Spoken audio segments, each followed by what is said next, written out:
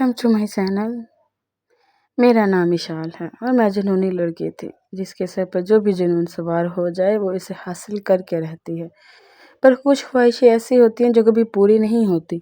इंसान के कुछ अपने फैसले अपनी ज़िद इसे बर्बाद कर देती है और मेरे साथ भी ऐसा ही होने वाला था। मगर मुझे इस बात का अंदाज़ा नहीं था कि मेरी ज़िद और जुनून मेरी इज़्ज़त बर्बाद करने वाले थे। मैं बचपन से ही चाहती थी कि मेरी शादी मुल्क से बाहर रहने वाले किसी लड़के से हो, क्योंकि मैं पाकिस्तान में नहीं रहना चाहती थी। अपनी ज़िंदगी खुलकर जीना चाहती थी। मैं चाहती थी पैसा मुझ पर खुलकर बरसे। मैं खुद को कैश करवाना चाहती थी और मेरे ख्याल में कुछ गलत भी नहीं था। जब भी घर में कोई रिश्ता मेरे लिए आता मैं ये कहकर इनकार कर देती कि मुझे तो बाहर वाला लड़का चाहिए। बस फिर घर में वो पहुंच चलाता कि क्या बताऊं। मेरी ऐसी क्लास लगती कि तौबा तौबा, मेरा भाई जो मुझसे 2 साल बड़ा था, इसकी फितरत बहुत अजीब थी। वो सख्त मिजाज था और मुझसे तो वो शुरू से ही चिढ़ता था। पहले मुझे इसकी वजह मालूम नहीं थी, पर फिर एक दिन मैंने भाई को अम्मी से कहते सुना कि मुझे बहन नहीं चाहिए थी। बहनें बेटियां आज़ाब होती हैं। जब गैर शादीशुदा होती हैं तो इस बात की टेंशन होती है कि कहीं किसी लड़के के साथ भाग ना जाएं, और जब शादीशुदा हो जाती हैं तो अलग टेंशन है, कहीं ससुराल जाकर हमारी नाक ही ना कटवा दें, कहीं तलाक लेकर घर ही ना आ जाएं। और तो और पहले पाल कर पोस कर बड़ा करो फिर पैसा लगा कर उनकी शादी करो। भाई ये बातें सुनकर मेरा दिल टूट कर कुर्ची कुर्ची हो जाता। मुझे लगता था कि भाई वैसे ही सख्त मिजाज है, लेकिन ये नहीं पता था कि भाई को तो औरत के साथ ख़ास तौर पर बहनों बेटियों से इतनी चिढ़ है। बस इस दिन से मैंने फैसला कर लिया कि मैं किसी बैरून मुल्क रहने वाले शख्स से शादी करूंगी, और एक बार गई तो कभी पलट कर वापस नहीं आऊंगी। और इसी जिद में मैंने बहुत सारे अच्छे रिश्ते भी ठुकरा दिए थे। अम्मी मुझे समझाती कि एक बार लड़की की शादी की उम्र निकल जाए ना तो फिर अच्छा रिश्ता नहीं मिलता, पर मैं तो अपनी ज़िद पर कायम थी। मुझे तो इस घर में इस मुल्क में भी नहीं रहना था।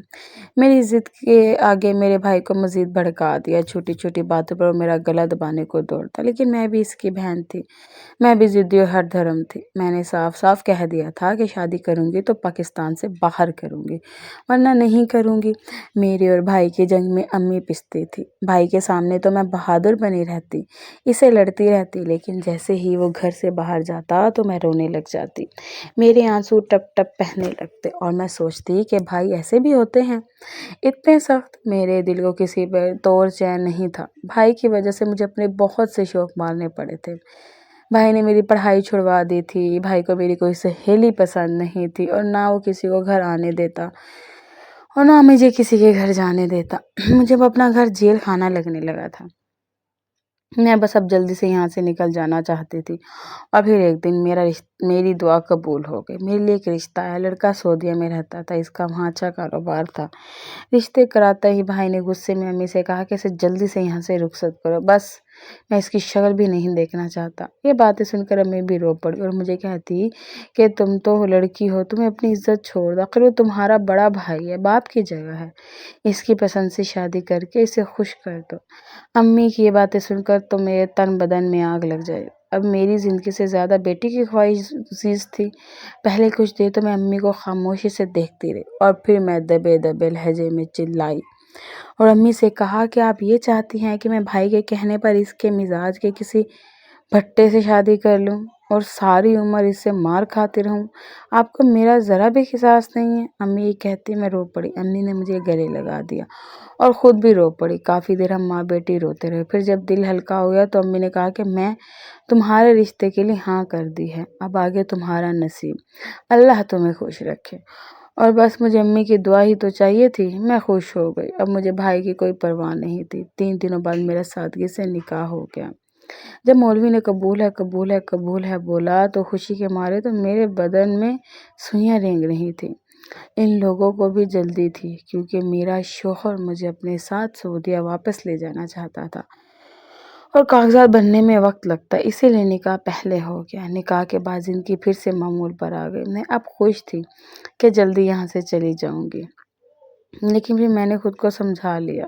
अब मुझे कुछ कहता तो भाई अम्मी से डांट देती कि बहन की अब रुखसती होने वाली है, इसे कुछ ना कहा करो। लेकिन भाई की सख्ती में कोई कमी नहीं आई। 3 महीने कैसे गुजरे कुछ पता ही नहीं चला। मेरे शोहर का नाम शेख अरसलान था। मैंने इसे अभी तक नहीं देखा, बस मुझे नाम पता था।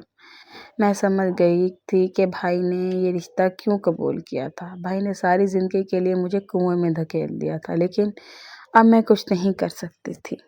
میں نے اپنی ضد سے رشتہ کروایا تھا۔ یوں تو میرا شوہر اچھا تھا، کم بولتا تھا، لیکن خوش اخلاق تھا۔ وہ بھائی جتنا غصے والا نہیں تھا۔ میں نے بھی سمجھا لیا تھا، کرنے کا فیصلہ کر لیا، اور امی سے کہتی تھی کہ مرد کی شکل صورت نہیں، اس کی کمائی اہم ہوتی ہے۔ اور پھر میرے شوہر کو تو سعودیہ میں اپنا کاروبار ہے۔ میں نے ایک بار بھی اپنے شوہر سے نہیں پوچھا کہ وہ سعودیہ میں کرتا کیا ہے۔ میں تو بس وہاں جانے کے لیے پرجوش تھی۔ شادی کے 2 دن بعد جب میں گھر والوں سے ملی تو میں نے اپنے آپ کو بہت خوش ظاہر کیا۔ میں ہنس مسکرا رہی تھی تاکہ بھائی کو لگنے لگے کہ اس نے جو مجھے تکلیف پہنچائی ہے، اس کی کوشش کی تھی اور اس میں کامیاب ہو گیا تھا۔ مجھے ہنستے مسکراتے دیکھ کر بھائی کا خون جل اٹھا۔ میں نے امی کو اپنی طرف سے پورا یقین دلایا کہ میں خوش ہوں، اور امی میری خوشی میں خوش ہو گئی تھی۔ اس کے کچھ دن بعد میں شوہر کے ساتھ سعودیہ روانہ ہو گئی۔ میری آنکھوں میں جانے کتنے خواب تھے۔ میں جلدی سے اپنی کالی شان پلیٹ میں پہنچنا چاہتی تھی جہاں میرا شوہر رہتا تھا۔ مجھے کچھ خواہشیں ایسی ہوتی ہیں جو کبھی پوری نہیں ہوتی، کیونکہ کبھی کبھی ہم سوراخ کے پیچھے بھاگ رہے ہوتے ہیں، جس کا پتہ ہمیں بہت بعد میں چلتا ہے۔ جب ہم سعودیہ پہنچے اور شوہر نے ٹیکسی کرائی تو مجھے ایک بہت ہی خستہ حال علاقے میں لے گیا، جہاں پر عمارتوں کی حالت کافی نازک تھی۔ فٹ پاتھ پہ پاکستانی مزدوروں کی تلاش میں بیٹھے تھے۔ ارد گرد جوس کے ڈبے اور گند پھیلا پڑا تھا۔ میں حیرت سے دیکھ رہی تھی کہ شوہر مجھے کدھر لے آیا ہے۔ اس کے پاس کی عمارتیں دیکھ کر لگتا تھا جیسے یہ انسان نہیں، کسی اور ہی مخلوق کا بسیرا ہے۔ پرانی اور خستہ حال اور ایسی ہی عمارت میں شوہر کا فلیٹ تھا جہاں مجھے اپنے شوہر کے ساتھ رہنا تھا۔ یہ دیکھ کر مجھے تو صدمہ ہی لگ گیا تھا، اور پھر جب میں فلیٹ کے اندر گئی تو میرا دل باہر آنے کو تھا۔ کمرے میں سونے کے لیے بیڈ بھی نہیں تھا۔ شوہر نے زمین پر میٹرس بچھا رکھا تھا۔ یہ سب دیکھ کر میری آنکھیں پھٹی کی پھٹی رہ گئی۔ شوہر کا سر جھکا ہوا تھا۔ وہ جانتا تھا کہ اس وقت میرے ذہن میں لاکھوں سوال تھے جن کے جواب وہ نہیں دینا چاہتا تھا۔ اور پھر شوہر کھانا لانے کا بہانہ کر کے باہر چلا گیا۔ میں نے گھوم پھر کر فلیٹ دیکھا۔ یہ بہت چھوٹا سا تھا، مجھ سے رویا بھی نہیں جا رہا تھا، لیکن اب کچھ نہیں ہو سکتا تھا، مجھے یہیں رہنا تھا۔ آدھے گھنٹے بعد شوہر واپس آیا۔ ہم نے کھانا کھایا، خاموشی سے کھایا، اور پھر شوہر نے بتایا کہ میرا اپنا کوئی بزنس نہیں ہے، بلکہ میں ایک شخص کے ہاں نوکری کرتا ہوں۔ میرے گھر والوں نے تم سے جھوٹ بولا کہ میرا اپنا بزنس ہے، کیونکہ میری عمر زیادہ ہونے کی وجہ سے شادی نہیں ہو رہی تھی، نہ کوئی مجھے رشتہ دینا گوارا کر رہا تھا۔ میری ساری عمر گزر گئی بہن بھائیوں کو پالتے ہوئے ان کی شادیاں کرتے، مجھے احساس نہیں ہوا کہ میری اپنی عمر گزر رہی ہے۔ یہ کہہ کر وہ خاموش ہو گیا، اور میرا دل اندر سے کرچی کرچی ہو کر ٹوٹ گیا۔ پھر کیا کر سکتی تھی، اپنے ہاتھوں سے اپنا نصیب لکھا تھا۔ سارا دن کسی جیل کی طرح گھر میں قید رہتی۔ ایک ہفتے بعد اچانک شوہر دن میں ہی گھر آ گیا۔ وہ کافی پریشان تھا۔ کہنے لگا، میرے مالک کی بیوی کے ڈیلیوری کے قریب ہے، وہاں اور کوئی عورت نہیں ہے، ملازمت چھٹی پر گئی ہوئی ہے، تم چلو میرے ساتھ، میرے مالک نے بلایا ہے۔ وہ کہہ رہا ہے چند دن اپنی بیوی کو میری بیوی کے پاس چھوڑ دو۔ یہ سن کر میں بھی خوش ہو گئی کہ میرے ڈرب نما فلیٹ سے نکلنے کا مجھے موقع مل گیا۔ شرط تو یہ تھا کہ میں یہاں سے بھاگ جانا چاہتی ہوں، شاید کہیں میری دعائیں رنگ لانے والی تھی۔ اور تھوڑی ہی دیر کے بعد میں اپنے شوہر کے مالک کے گھر کے سامنے کھڑی تھی۔ واللہ، اتنا خوبصورت گھر دیکھ کر میری تو آنکھیں چندے آ گئی۔ پورا گھر سفید رنگ کا تھا اور لش پش کر رہا تھا۔ میں گھر کو حسرت سے دیکھنے لگی۔ ایسے ہی کسی گھر کے خواب میں نے بھی دیکھے تھے۔ شوہر میرا سر پکڑ کر گھر کے اندر لے آیا۔ گھر میں ایک ملازم تھا، اس نے ہمارا استقبال کیا، ہمیں بٹھایا۔ میرا دل تیزی سے دھڑک رہا تھا۔ کچھ ہی دیر کے بعد شوہر کا مالک آ گیا۔ میں نے جلدی سے آدھا منہ چھپا لیا، اماں نے پردے کی عادت ڈالی ہوئی تھی۔ شوہر کا مالک کہنے لگا کہ میری بیوی ابھی ہسپتال میں ہے، ویسے لینے جا رہا ہوں، کچھ دیر تک واپس آ جاؤں گا، تم اپنے کام پر جاؤ اور بیوی کو ادھر ہی چھوڑ دو، ملازم اسے کمرہ دکھا دے گا۔ یہ کہہ کر مالک چلا گیا، اور میں نے اپنا اٹکا ہوا سانس بحال کیا۔ جانے کیوں مجھے شوہر کے مالک کی نظریں اپنے جسم میں گھستی ہوئی محسوس ہو رہی تھی، اور ملازم نے مجھے مالک کے کمرے میں پہنچا دیا۔ میں پہلے تو گھوم پھر کر گھر کو دیکھتی رہی، جب تھک گئی تو ٹپوسی مار کر بستر پر لیٹ گئی۔ اس قدر نرم بستر میں نے کبھی اپنی زندگی میں نہیں دیکھا تھا۔ بستر کی چادر سے لے کر کمرے کی ہر چیز سے خوشبو آ رہی تھی۔ آنکھ لگ گئی، مجھے کچھ پتہ نہ چلا، اور جب اٹھی تو رات ہو چکی تھی۔ مالک اور اس کی بیوی ابھی تک نہیں آئے تھے۔ میں پھر واش روم میں جا کر شاور لینے لگی۔ پانی کا پریشر اس قدر تھا کہ میرا باہر آنے کو دل ہی نہیں کر رہا تھا۔ زندگی میں پہلی بار میں ایسے واش روم میں شاور لے رہی تھی۔ شاور لیا اور گیلے بالوں کے ساتھ میں کمرے سے باہر نکل آئی۔ اسی وقت میں نے کسی کو سیڑھیاں چڑھتے دیکھا۔ اسے دیکھتے ہی میری اپنے سامنے کھڑی لڑکی کو دیکھ کر، جو پوچھا اپنے پیٹ پر ہاتھ رکھ کر آہستہ آہستہ سیڑھیاں چڑھ رہی تھی، میری آنکھیں حیرت اور خواب سے پھٹی ہوئی تھی، اور ایسے ہی کچھ حالت سامنے کھڑی لڑکی کی بھی تھی۔ وہ میری بھابھی بہن تھی جو 10 سال پہلے 15 سال کی عمر میں گم ہو گئی تھی۔ گھر والوں نے اسے مرا ہوا سمجھ لیا تھا، اور آج اسے اپنے سامنے دیکھ کر میرے ہوش اڑ گئے۔ دراصل یہ وہ لڑکی تھی جس کی میرے بھائی سے بچپن میں ہی منگنی ہو گئی تھی، لیکن اس سے میرا بھائی نہیں پسند تھا۔ اس کے بھی خواب بہت اونچے تھے۔ وہ بہت امیر لڑکے کے خواب دیکھا کرتی تھی، اور پھر ایک دم اچانک وہ غائب ہو گئی۔ سب کہتے تھے وہ بھاگ گئی، اور پھر ایک دن نہر کنارے ایک لڑکی کی لاش ملی جس کی پہچان ناممکن تھی۔ سب روتے پیٹتے نہر پر پہنچے، اور بنا کوئی تحقیق کیے سب نے کہا کہ ہاں، یہ ہماری ہی بچی ہے۔ نہ جانے وہ کون تھی، کہاں سے آئی تھی، پر سب نے یہی سمجھا کہ یہی ہے۔ بدنام کے ڈر سے سب نے خاموشی اختیار کر لی، اور اسے میری بھابھی سمجھ کے دفنا دیا۔ اور اسی دن سے بھائی بالکل بدل گیا۔ آج مجھے سمجھ آیا تھا، کیونکہ وہ جانتا تھا کہ بھابھی مری نہیں تھی بلکہ بھاگ گئی تھی، اور اسی لیے وقت کے ساتھ ساتھ اس کی نفرت لڑکیوں سے بڑھ گئی۔ اسے لگتا تھا کہ میں بھی ایسا ہی کروں گی، اور آج بھابھی کو سامنے دیکھ کر میری آنکھوں میں پانی آ گیا۔ میں اسے ملنا چاہتی تھی، پر اس نے مجھے اشارہ کیا اور ہم خاموشی سے کمرے میں آ گئے۔ کمرے میں آتے ہی میں نے کنڈی لگائی اور اسے سب کچھ پوچھنے لگی۔ وہ آج بھی نازک مزاج اور خوبصورت تھی، اس لیے میں نے اسے پہچان لیا، لیکن اس وقت اس کا ہونٹ ایک سائڈ سے پھٹا ہوا تھا اور جسم پر بھی کافی نشان تھے۔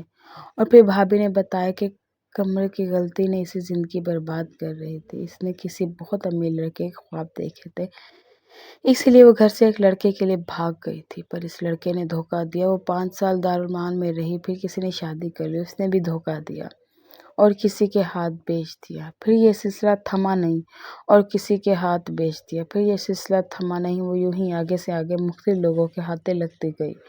سب نے اس کے ارمانوں کو روندا، اس کو ٹھیس پہنچائی، اور یوں وہ آج اس مالک کی بیوی تھی جس نے اسے خریدا تھا، اس کی چوتھی بیوی تھی۔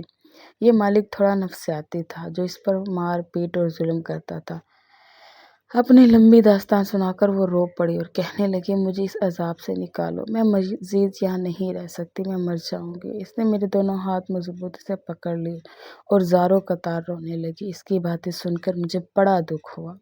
میں نے ایک فیصلہ کیا۔ سب سے پہلے میں نے اپنے بھائی کو فون کیا۔ جانے کتنی بار فون کرنے کے بعد اس نے میری کال اٹھائی، اور پھر میں اسے سب کچھ بتا دیا۔ بھائی یہ سن کر حیران اور پریشان رہ گیا۔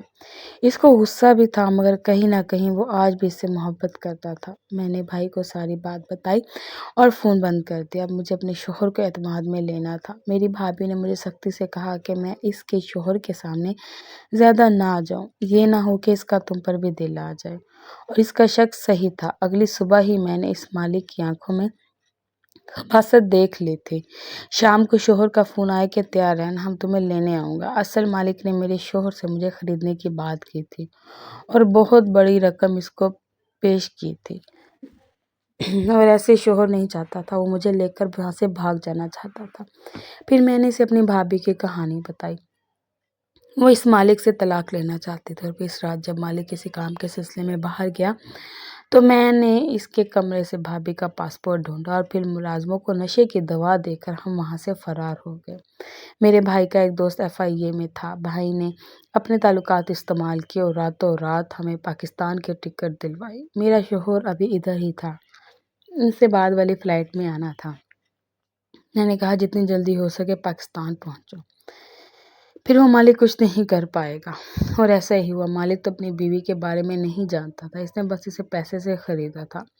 میں بھابھی کو لے کر آ گئی پر میرا شوہر نہیں آیا۔ میں اس کا انتظار کرتی رہی، بہت بار فون کیا مگر اس سے رابطہ ہی نہ ہو پایا۔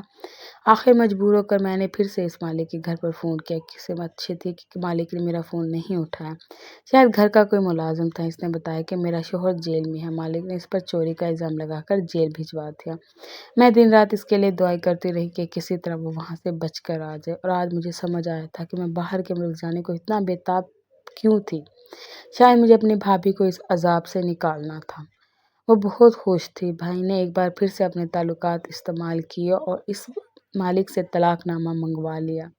یہ ہماری بہت بڑی جیت تھی۔ بھائی کے دوست نے بھائی کا بھرپور ساتھ دیا، ورنہ وہ مالک کبھی طلاق نامہ نہ بھیجتا۔ اور پھر 1 سال بعد میرا شوہر خیر خیریت سے واپس آ گیا۔ اسے دیکھ کر تو میں پھر سے جی اٹھی۔ واقعی وہ ایک عظیم انسان تھا جس نے خود کو پھنسا کر 2 عورتوں کی جان بچائی تھی، اور آج میں اس کے ہر حکم کی تعمیل بجا لاتی، کیونکہ اس کے احسانوں کا بدلہ میں کبھی بھی نہیں اتار سکتی تھی۔ وہ لڑکیاں جو اپنے اوپر گھمنڈ کرتی ہیں، اپنے غرور پر گھمنڈ کرتی ہیں، اپنے حسن پر گھمنڈ کرتی ہیں، وہ لڑکیاں کبھی بھی اپنی زندگی میں وہ سکھ چین نہیں پا سکتی جس کے پیچھے وہ بھاگتی ہیں۔